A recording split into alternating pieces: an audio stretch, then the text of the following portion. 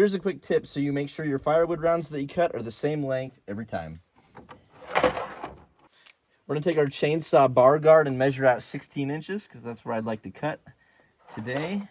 We'll make a couple dashes.